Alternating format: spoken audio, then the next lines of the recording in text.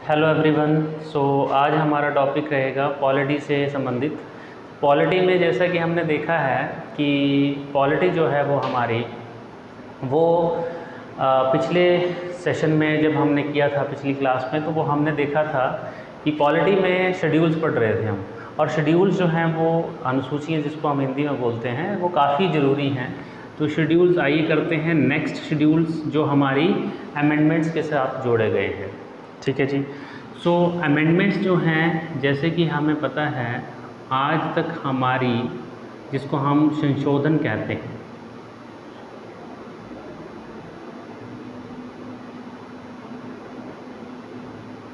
संवैधानिक संशोधन, तो आज तक हमारे जो संशोधन है वो 105 हुए हैं। ठीक है, ये भी इम्पोर्टेंट क्वेश्चन बन सकता है कि how many constitutional amendments have been occurred in our constitution, ठीक है, सिंस इंडिपेंडेंस। तो ये हैं हमारे 105। अब 105 अमेंडमेंट्स में से जो पहली अमेंडमेंट हैं, ठीक है, फर्स्ट कॉन्स्टिट्यूशनल अमेंडमेंट यही है कि वो उसमें 9th शेड्यूल जो है वो ऐड किया गया था। जैसे कि हमने लास्ट क्लास में देखा था कि जो 8 शेड्यूल्ड हैं वो तो ओरिजिनली कॉन्स्टिट्यूशन में थे, बट जो नेक्स्ट 4 शेड्यूल्स हैं जो बाद में ऐड किए गए हैं थ्रू कॉन्स्टिट्यूशनल अमेंडमेंट्स, वो हम देखेंगे आज। ये हमारा आज का टॉपिक है। तो जो इसके लिए अमेंडमेंट्स हमें पता होनी चाहिए कि व्हाट इज़ कॉन्स्टिट्यूशनल अमेंडमेंट। तो देखिए, कॉन्स्टिट्यूशनल अमेंडमेंट जो है, संवैधानिक संशोधन जो है, वो हमें ये बताता है कि ये जो एक तरह से पार्लियामेंट जो है वो बिल लाती है। कॉन्स्टिट्यूशनल अमेंडमेंट्स बिल जो है वो बिल की एक टाइप है। ठीक है, और फिर जो अगर ये बिल जो है वो आइदर लोकसभा या फिर राज्यसभा, इन दोनों में से कहीं पे भी इसको लाया जा सकता है, और इसको जो है वो मेजॉरिटी से, स्पेशल मेजॉरिटी से, विशेष बहुमत से पास किया जाता है। और जब किया जाता है पास, तो फिर ये जो है वो प्रेसिडेंट के सहमति के लिए, राष्ट्रपति की सहमति के लिए जो है उसको दिया जाता है। अब जब वो इसके ऊपर जब अपने साइन कर देंगे, असेंट दे देंगे प्रेसिडेंट, तो फिर ये जो है वो कॉन्स्टिट्यूशनल अमेंडमेंट मानी जाती है। सो कॉन्स्टिट्यूशनल अमेंडमेंट जो है, संवैधानिक संशोधन जो है, it is not an easy one. ठीक है, और आज तक जो है वो इंडिपेंडेंस से वो कितनी हुई है, 105 हुई हैं, जिसमें से पहली अमेंडमेंट जो थी वो यही है 9th शेड्यूल जो ऐड किया गया। अब ये जो 9th शेड्यूल है, ये इसी के ऊपर जो है वो हमारा पहला क्वेश्चन आता है कि जो 9th शेड्यूल है वो कब ऐड किया गया। ठीक है, तो वो through first amendment which was held in 1951। 1951 में 9th शेड्यूल जो है वो ऐड किया गया था। अब इस 9th शेड्यूल में क्या है, तो there are some certain acts, rules जो कि वैलिडिटी करते हैं, validity of certain acts, rules and guidelines. ठीक है, ये जो है मतलब वैधता है किसकी, जो हमारे कुछ निश्चित तौर पे कुछ एक्ट्स हैं, कुछ रूल्स हैं जो कि पार्लियामेंट बनाती है और बना सकती है, उनको हमने जुडिशियल रिव्यू से बाहर रखना है, न्यायिक पुनरावलोकन से बाहर रखना है। तो ये जो वैलिडिटी है certain acts, rules and regulations की, गाइडलाइंस की, वो जो है वो पार्लियामेंट टाइम टू टाइम जो है उसको बना सकती है और जुडिशियल रिव्यू से, ताकि पार्लियामेंट नहीं चाहती कि ये जो है जुडिशियल रिव्यू बार बार किया जाए। जुडिशियल रिव्यू का एक अलग कंसेप्ट है, उसको फिर हम देखेंगे कभी। ठीक है, जुडिशियल रिव्यू का मतलब ये होता है कि हमारे देश में जो संविधान है वो सुप्रीम है। ठीक है, और उसको इंटरप्रेट करने के लिए संविधान ने पावर दी है जुडिशरी को। तो जुडिशरी जो है वो चेक एंड बैलेंस करती है कि कैसे जो है वो कोई भी कानून अगर किसी भी राज्य की सरकार, राज्य की विधानसभा या फिर सेंटर में सेंट्रल गवर्नमेंट जो है, पार्लियामेंट जो है वो बनाती है। अब वो जो बनाती है, ठीक है, कानून, क्या वो अकॉर्डिंग टू कॉन्स्टिट्यूशनल मोरालिटी है, ठीक हैं कि गलत हैं, कॉन्स्टिट्यूशन के बियॉन्ड, कॉन्स्टिट्यूशन से बाहर, उसमें कोई वायलेशन तो नहीं हो रहा है कॉन्स्टिट्यूशन का। इस तरह की जो टर्म्स हैं वो देखी जाती हैं। अगर इस तरह का कोई वायलेशन होता है कॉन्स्टिट्यूशन में, जो पार्लियामेंट ने या स्टेट गवर्नमेंट्स ने कोई लॉ बनाया है, तो जुडिशरी उसको इंटरप्रेट करती है और अकॉर्डिंग टू द कॉन्स्टिट्यूशन ही लॉ जो है वो इंडिया में फ्रेम हो सकते हैं। सो दैट्स वाई इसी को बोलते हैं हम judicial review. The concept of judicial review, ठीक है, has been borrowed from American constitution. ठीक है, अमेरिका के कॉन्स्टिट्यूशन से ये बोरो किया गया है जुडिशियल रिव्यू का कंसेप्ट, और ये हमारे जुडिशरी सिस्टम को अकाउंटेबल, पार्लियामेंट सिस्टम को अकाउंटेबल ठहराता है, बनाता है। क्यों? क्योंकि कहीं ना कहीं ये पार्लियामेंट की जिम्मेवारी है कि वो कानून जो हैं, वो जो लॉज हैं जो फ्रेम कर रहे हैं, वो कॉन्स्टिट्यूशंस की गाइडलाइंस के तहत करें। ठीक है, और इसको इंटरप्रिटेशन करने के लिए हमारे पास जो लॉज हैं वो करने के लिए कॉन्स्टिट्यूशन में वैलिडिटी जो है वो बताते हैं। ठीक है जी, तो ये हैं कुछ सर्टेन एक्ट्स। अब ये कैसे आया था? तो ये आया था हमारा प्रॉपर्टी के रिगार्डिंग। ठीक है जी, उस टाइम पे राइट टू प्रॉपर्टी के रिगार्डिंग। अब ये राइट टू प्रॉपर्टी, वैसे तो ये फंडामेंटल राइट से बाद में हटाया गया था, बट गवर्नमेंट कहती है कि अगर हमें डेवलपमेंट करनी है, अगर हमें DPSPs को इम्प्लीमेंट करना है, तो कहीं ना कहीं हमें फंडामेंटल राइट्स को रिस्ट्रिक्ट करना पड़ सकता है और करना पड़ेगा। ठीक है, अगर देखिए कोई प्रॉपर्टी को अपने अधीन मानता है, तो कहीं ना कहीं गवर्नमेंट जब कुछ ना कुछ डेवलपमेंट का कार्य करती है, डेवलपमेंट का कोई काम करती है, तो DPSPs को इम्प्लीमेंट करने के लिए फंडामेंटल राइट्स को रिस्ट्रिक्ट करना पड़ सकता है।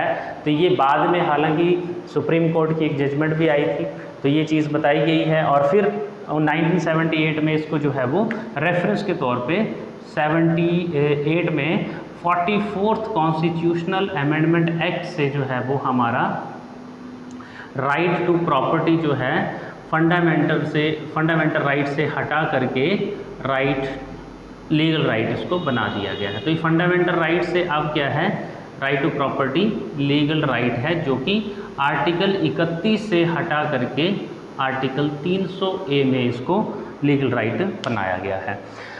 अब ये कहीं ना कहीं ये शुरू से ही एक केस आता है इसमें, A.K. गोपालन वर्सेस यूनियन ऑफ इंडिया। अब ये सुप्रीम कोर्ट का एक फेमस केस है 1951 का। ठीक है, इसी केस के रिगार्डिंग जो है वो एक जो चीज़ है वो देखने को मिली थी। तो ये इसमें जो है पंडित जवाहरलाल नेहरू उस टाइम के जो प्रधानमंत्री थे, प्राइम मिनिस्टर थे, उन्होंने जो है वो ये शेड्यूल जो है वो ऐड किया। अब इसके बाद आता है हमारा 10th शेड्यूल, जो कि काफ़ी न्यूज़ में भी रहता है। अब देखिए 10th शेड्यूल जो है, 10वीं अनुसूची जो है वो है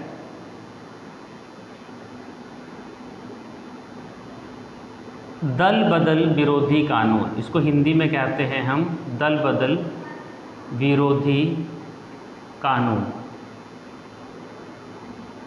और एंटी डिफेक्शन लॉ। ठीक है जी, ये तो फर्स्ट अमेंडमेंट में 1951 में ऐड हुआ था। एंटी डिफेक्शन लॉ जो है ये हमारा 1985 में एक एक्ट बना था, कॉन्स्टिट्यूशनल अमेंडमेंट हुई थी, और अमेंडमेंट हुई थी 52nd कॉन्स्टिट्यूशनल अमेंडमेंट एक्ट, 52वां। ठीक है, 52nd कॉन्स्टिट्यूशनल अमेंडमेंट एक्ट। अब ये जो 1985 में जब कॉन्स्टिट्यूशनल अमेंडमेंट हुई 52nd, तो इसमें देखा गया कि हमें जो है, अब ये इस केस का रेफरेंस देखा जाए तो ये आया राम गया राम कंसेप्ट से जुड़ा हुआ है, क्योंकि जो आया राम गया राम जो हरियाणा की पॉलिटिक्स में हुआ था 1967 के टाइम में, 60s में, उसमें ये देखा गया कि जो नेता हैं, जो मतलब पॉलिटिशियंस हैं, वो एक तरह से अपनी पार्टीज़ को अपने बेनिफिशियल के लिए, अपनी प्रॉफिट के लिए, पर्सनल बेनिफिट गेन के लिए जो है वो पार्टीज़ चेंज करते हैं, जिससे मैंडेट की जो है वो कहीं ना कहीं जो एक लोगों की रिस्पेक्ट है वोटिंग के प्रति, लोकतंत्र के प्रति, वो थोड़ी सी क्षीण होती है, कम होती है। इसीलिए जो है वो राजीव गांधी जी ने 1985 में ये कानून लाया था, जिसको बोलते हैं दल बदल विरोधी कानून। अब इस दल बदल विरोधी कानून की जो पावर्स हैं वो दे के रखी हैं चेयरपर्सन्स को। ठीक है, जो प्रिसाइडिंग ऑफिसर्स होते हैं हमारे, चाहे वो लोकसभा के हैं चाहे वो राज्यसभा के हैं। प्रिसाइडिंग ऑफिसर लोकसभा में स्पीकर होंगे, राज्यसभा में वाइस प्रेसिडेंट होंगे, ठीक है। और जो राज्य की विधानसभा होगी तो राज्य की विधानसभा के जो स्पीकर होते हैं उनको ये पावर दे के रखी हैं कि कैसे वो डिसाइड करते हैं, ठीक है। तीसरा आता है हमारा 11th शेड्यूल। तो 11th शेड्यूल जो है इसको हम 11वीं अनुसूची बोलते हैं, ठीक है। अब ये 11वीं अनुसूची जो है ये 1992 में 73rd कॉन्स्टिट्यूशनल अमेंडमेंट एक्ट जो है वो पास हुआ था और ये है पंचायत से रिलेटेड, पंचायती राज एक्ट से, ठीक है, पंचायतों से रिलेटेड। अब देखिए ये जो आर्टिकल 40 है हमारा डीपीएसपीज़ में, ये हमें बताता है गांधीयन आइडियोलॉजी का, जिसमें कि हर स्टेट को जो है वो राज्य सरकार के अधीन, राज्य सरकार जो है वो ये उसकी ड्यूटी बनती है, ये मॉरल ऑब्लिगेशन है उसकी कि वो जो है वो पंचायतों का गठन करें, टू ऑर्गेनाइज विलेज पंचायत्स, ठीक है। तो ये विलेज पंचायत को ऑर्गेनाइज करने के लिए जो है ये रिकमेंडेशंस डीपीएसपीज़ में आती हैं और यही जो है इसको कॉन्स्टिट्यूशनल वैलिडिटी जो है वो दी गई थी through 73rd constitutional amendment act Panchayati Raj system में। जैसे कि हम देखते हैं इसमें हमारे पास 29 सब्जेक्ट्स होते हैं। तो ये था हमारा 11th schedule. Next last schedule आता है 12th शेड्यूल, 12वीं अनुसूची। अब ये जो है वो म्यूनिसिपैलिटी से जुड़ी हुई है, ठीक है। अब ये तो था ग्रामीण इलाकों के लिए। पंचायती राज सिस्टम कहाँ देखने को मिलता है? 3 टियर सिस्टम। एक विलेज लेवल पे पंचायत होती है, एक ब्लॉक लेवल पे होता है और एक हमारा होता है डिस्ट्रिक्ट लेवल पे जिला परिषद। ये होती है हमारे पंचायत के 3 टियर, ठीक है, 3 टियर सिस्टम। अब जो 12th शेड्यूल है ये म्यूनिसिपैलिटीज़ हैं। म्यूनिसिपैलिटीज़ का मतलब होता है नगर पालिकाएँ, नगर निगम, ठीक है, और नगर पंचायत। तो ये सिस्टम ये भी 3 तरह का है जिसमें 18 विषयों के ऊपर जो है वो कानून बनाने का अधिकार दिया जाता है। अब इसका जो है वो 1992 में ही 74th कॉन्स्टिट्यूशनल अमेंडमेंट एक्ट पास हुआ था जिसको जो है वो बनाया गया था। तो ये है हमारे 12 शेड्यूल। पहला शेड्यूल कौन सा है? 9th शेड्यूल कौन सा है? जो 1951 में अमेंडमेंट थ्रू फर्स्ट अमेंडमेंट से ऐड किया गया था, ठीक है। 10th शेड्यूल जो है दल बदल विरोधी कानून, एंटी डिफेक्शन लॉ है, जो 52nd कॉन्स्टिट्यूशनल अमेंडमेंट से हुआ 1985। फिर 11th शेड्यूल है 1992 जो 73rd कॉन्स्टिट्यूशनल अमेंडमेंट से हुआ, पंचायती राज एक्ट, जिसमें 29 सब्जेक्ट्स हैं। And the last one 12th schedule is, ये भी 1992 में ऐड किया गया, 18 विषयों के ऊपर है। ये म्यूनिसिपैलिटीज़ जो हमारे अर्बन एरियाज़ हैं, शहरी इलाके हैं, वहाँ पे हम म्यूनिसिपल कमेटीज़, म्यूनिसिपल कॉरपोरेशंस और म्यूनिसिपल काउंसिल्स का गठन कर सकते हैं। ये चीज़ है हमारी। और ये जितने भी संबंधित चीज़ें हैं यहाँ से क्वेश्चंस बनने का जो है वो 101% श्योरिटी है कि यहाँ से क्वेश्चन शेड्यूल्स के ऊपर आते हैं। जो पिछले 8 हैं हमने पढ़े हुए हैं, आज की ये 4 जो थ्रू अमेंडमेंट्स ऐड किए गए ये इम्पोर्टेंस रखते हैं। ठीक है जी, थैंक यू।